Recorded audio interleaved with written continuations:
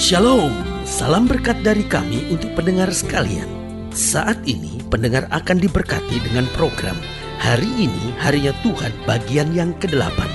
Sebuah program rohani tentang doktrin Alkitab yang menolong kita untuk semakin tertanam dalam kebenaran firman dan bertumbuh dalam kemuliaan. Bersama hambanya, Pendeta Gilbert Lumwendo, STH.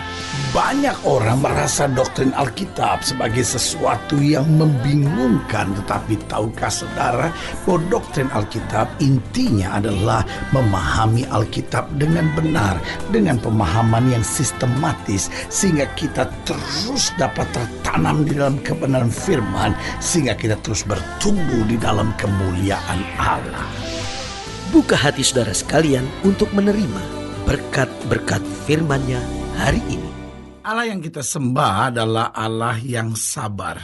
Namun di dalam kesabarannya dia bukan Allah yang lemah. Di dalam kesabarannya dia adalah Allah yang perkasa.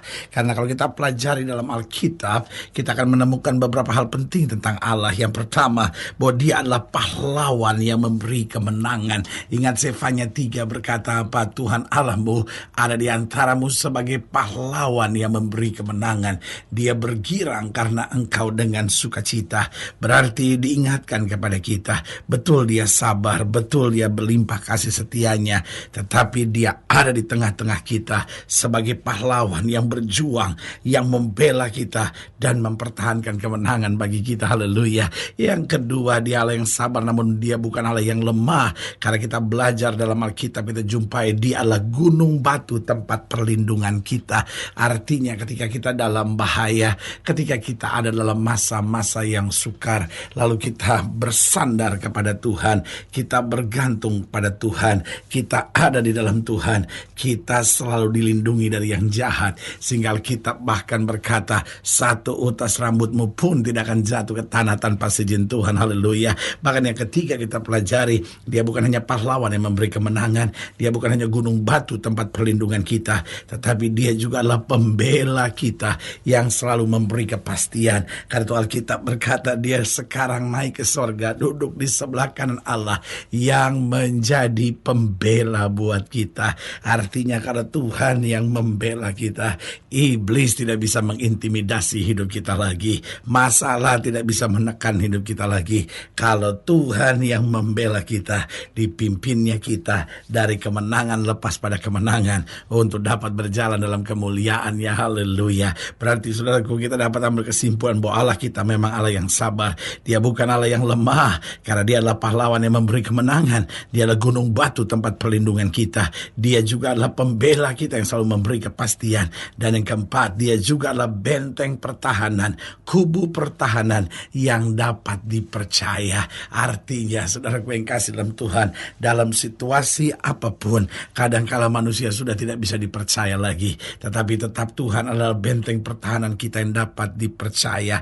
Ketika segala sesuatu sudah mengecewakan kita, kita lari kepada Tuhan. Tuhan selalu memberi damai, ketenangan, sukacita dalam hati kita. Haleluya. Selamat datang dalam program kita hari ini, Harinya Tuhan. Sebuah program rohani yang kembali mengingatkan kepada kita betapa pentingnya kita menjadikan firman Tuhan sebagai dasar keseharian hidup kita. Karena selama kita menjadikan firman Tuhan sebagai dasar keseharian hidup kita, langkah-langkah ke depan kita penuh dengan kepastian, kemenangan, berkat, mujizat, dan perkara-perkara besar. Haleluya. Dan dalam program ini kita memang sedang membahas tentang pedang Tuhan. Wow, sebagian kita berkata, bukankah dia Allah yang penuh kasih? Bukankah dia Allah yang panjang sabar dan berlimpah kasih setianya? Betul, tapi dia bukan Allah yang lemah. Tidak selamanya dia datang dengan tangan yang terbuka. Ada saatnya juga dia datang dengan pedang di tangannya. Haleluya. Dan saudara gue yang kasih dalam Tuhan, dalam pembahasan kita tentang pedang Tuhan ini, kita mau sama-sama belajar dari Yeremia pasal 47. Yeremia pasal 47 ayat yang pertama sampai ayat yang ke-7. Yeremia 47, Yeremia pasal 47 ayat yang pertama sampai ayat yang ke-7. Demikian firman Tuhan. Firman Tuhan yang datang kepada Nabi Yeremia mengenai orang Filistin sebelum Firaun mengalahkan Gaza.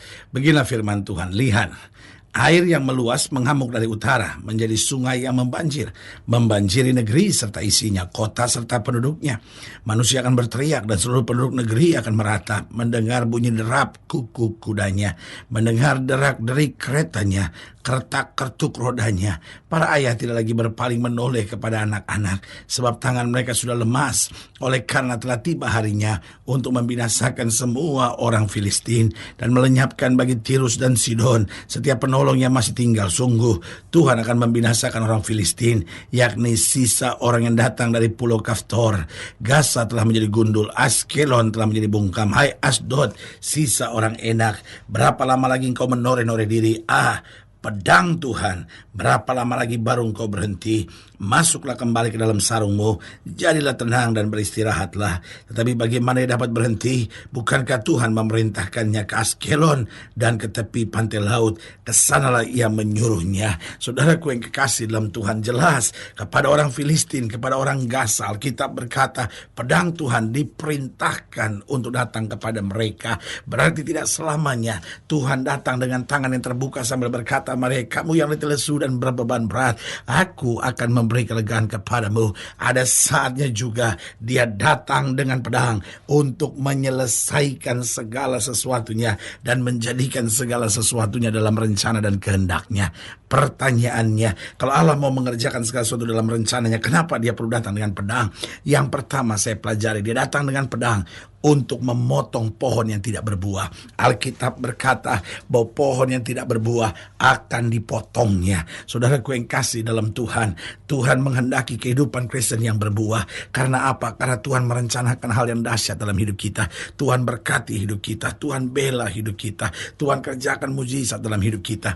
Apapun yang kita perlukan, Tuhan sediakan tepat pada waktunya. Tidak pernah ditinggalkannya kita, tidak pernah dibiarkannya kita. Bahkan Allah punya rancangan-rancangan yang dahsyat dalam hidup kita. Tetapi pertanyaannya, setelah Tuhan berkati hidup kita, setelah Allah kerjakan banyak buat hidup kita, setelah bahkan Tuhan kerjakan mujizat demi mujizat dalam hidup kita, pertanyaannya, adakah hidup kita menjadi pohon yang mengeluarkan buah-buah yang baik?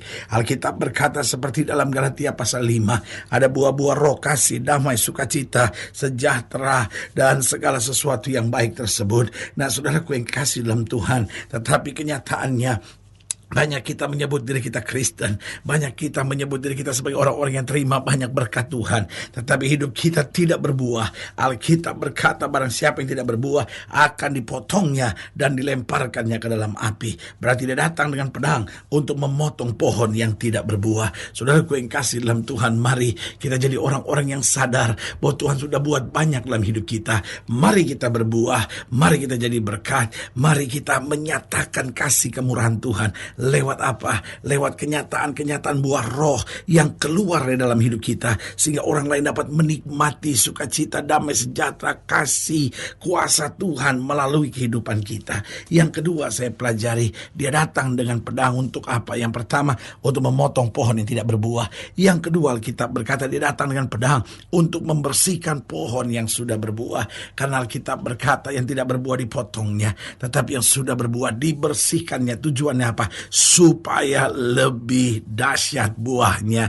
Artinya Tuhan mau hidup kita lebih lagi, supaya dia dapat mencurahkan kasih yang lebih dahsyat lagi, anugerah yang lebih dahsyat lagi. Karena itu kita harus berbuah lebih lagi, sehingga orang lain, jiwa-jiwa dapat diselamatkan lebih lagi. Yang ketiga, dia datang dengan pedang. Apa artinya? Dia juga datang dengan pedang untuk menghabisi musuh. Artinya bagi kita yang sudah bertobat, yang sudah percaya, yang sudah berbuah, kita dibersihkan. Tapi kalau kita sudah bertobat tidak berbuah, kita dipotong. Tapi yang ketiga, bagi kita yang sudah bertobat, Allah datang dengan pedang untuk apa? Menghabisi musuh-musuh kita. Itu sebabnya tidak pernah perlu kita takut, dan tidak pernah juga kita perlu membalas yang jahat dengan yang jahat. Allah kita sabar, tapi Allah kita tidak lemah. Allah kita sabar, tapi dia pahlawan yang memberi kemenangan. Ketika Firaun coba mengejar Musa yang sudah keluar dari tanah Mesir, apa yang terjadi? Oh, laut Tebrau dibelah oleh Tuhan. Musa dapat lari, tetapi ketika Musa dengan seluruh bangsa Israel selesai menyelesaikan penyeberangan laut Tebrau tersebut, kemudian apa yang terjadi? Laut itu tertutup, artinya pedang Tuhan turun menghabisi setiap musuh. Firaun dan pasukannya ditenggelamkan oleh Tuhan. Berarti saudaraku, ingat, Allah kita sabar, namun bukan Allah yang lemah. Tidak selamanya dia datang dengan tangan yang terbuka dan berkata, "Mari kamu yang letih lesu dan berbeban berat, aku akan beri kelegaan kepadamu." Ada saatnya dia datang dengan pedang. Untuk apa? Memotong pohon yang tidak berbuah, membersihkan pohon yang berbuah. Dan yang ketiga, untuk menghabisi musuh. Yang keempat, dia juga datang dengan pedang untuk menghadirkan ketenangan bagi kita. Waktu kita tahu bahwa yang berjaga di sisi kita adalah panglima perang kita, dengan pedang di tangannya, hidup kita aman. Saudaraku yang kekasih dalam Tuhan, kadangkala kita bertanya, betulkah Allah akan bela saya? Kok kelihatannya alasannya suruh saya sabar, alasannya suruh saya tenang? Ini dia persoalannya. Allah menyuruh saya sabar, Allah menyuruh saya tenang, bukan karena Allah tidak berbuat apa-apa, tetapi karena Allah siap berbuat segalanya buat kita. Kadang-kadang ada banyak orang yang berkata, "Duh, saya disakiti suami saya mesti ngalah." Mengalahlah, Bu. Tuhan yang akan berperang ganti ibu. Kadang-kadang kita berkata, "Aduh, orang fitnah saya, masa saya suruh sabar?" Sabarlah, Pak. Kenapa? Allah yang akan berperang ganti kita. Dia bukan Allah yang lemah. Tidak selamanya dia datang dengan tangan yang terbuka, tapi dia datang dengan pedang untuk memotong pohon yang tidak berbuah, membersihkan pohon yang berbuah, menghabisi musuh, menghadirkan ketentraman dan ketenangan bagi diri kita. Haleluya. Saudaraku yang kasih dalam Tuhan, jika saudara yang dilayani lebih jauh, hubungi kami melalui telepon, hubungi kami melalui surat, kunjungi website kami, karena kami ada untuk membawa Bapak Ibu saudara senantiasa lebih dekat pada Tuhan dan mengalami kasih kuasa mujizat yang luar biasa. Haleluya. Secara khusus melalui program ini juga saya mau berdoa buat setiap saudara yang sakit, setiap saudara yang berbeban berat, karena saya percaya bahwa bagi Allah tidak ada perkara yang mustahil. Dan saudara-saudara yang didoakan secara khusus, boleh taruh tangan kanan saudara di dada, dan kita akan berdoa. Mari kita berdoa. Bapa, dalam nama Yesus, hamba doa buat yang sakit, hamba doa buat yang berbeban berat, hamba doa untuk setiap mereka sedang menghadapi masa-masa yang sukar, bahkan mereka yang taruh tangan kanannya di dada, karena butuh mujizat, karena butuh kuasa, butuh ketenangan, butuh jamahan Tuhan secara khusus, bahkan butuh kesembuhan dari Tuhan. Hamba doa dalam nama Yesus, Tuhan jamah, sehingga hari ini kami diyakinkan Allah kami sabar, namun Dia bukan Allah yang lemah. Kami harus hidup berbuah, kami siap dibersihkan supaya hidup kami lebih lagi berbuah, sehingga kami berserah penuh kepada Tuhan yang membela kami dalam segala keadaan. Di dalam nama Yesus kami berdoa. Haleluya. Amin. Saudaraku yang kasih dalam Tuhan, kita sudah berdoa. Ingat, tidak pernah Allah lalai menepati janjinya. Inilah saatnya buat kita untuk bangkit, bersemangat, bersukacita dalam menghadapi segala perkara. Karena kita tahu Dia hidup, Dia berkuasa, dan Yesus kita itu selalu menyediakan yang terbaik buat anak-anaknya. Doa saya menyertai saudara. Sampai berjumpa pada program berikut, dan jangan lupa jadikan hari ini harinya Tuhan. Haleluya.